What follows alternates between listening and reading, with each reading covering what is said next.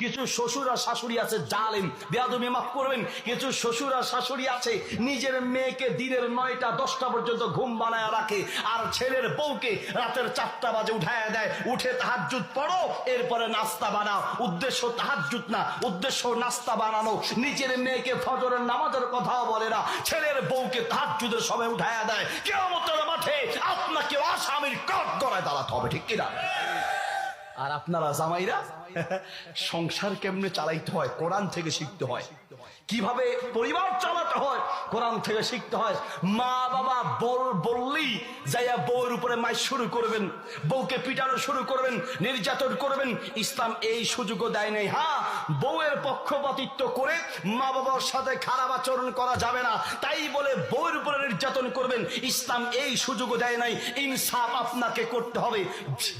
Saudi আরবে এক যুবক বিয়ে করে এক আলেমের কাছে গেলেন, গিয়ে বলছেন ইন্নী তাজাওয়াজতু শাইখানা, শেখ আমি বিয়ে করেছি, আমার সংসারটা সুখের হবে কিভাবে, আমাকে একটু উপদেশ দেন।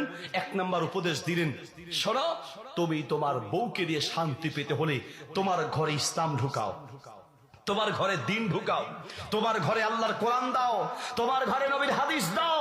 তোমার মা বাবা, তোমার ওয়াইফ, তোমার বাচ্চা এবং তুমি নিজে পরিবারের মধ্যে যেই ঘরে দিন থাকবে, ইসলাম থাকবে, সেই ঘরে আল্লাহর রহমত, বরকত আর শান্তি থাকবে, ঠিক কিনা?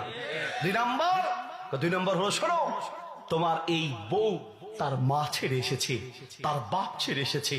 একটা মেয়ে তার বাবার যে কি পরিমাণ কলিজার টুকরা, আমারও 2 ছেলে 1 মেয়ে আছে, আমার মাত্র 3 বছরের একটা মেয়ে।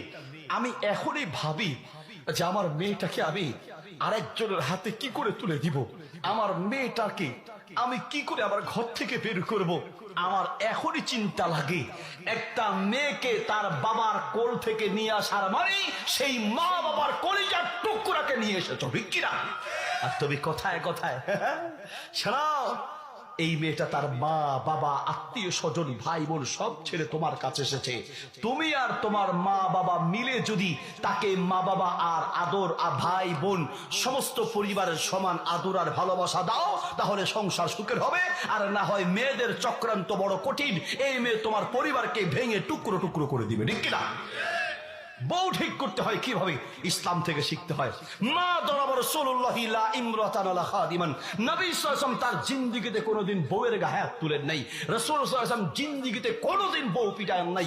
বউ পিটাইয়া ঠিক করা যায় না, বউ বুঝাইয়া ঠিক করতে হয়।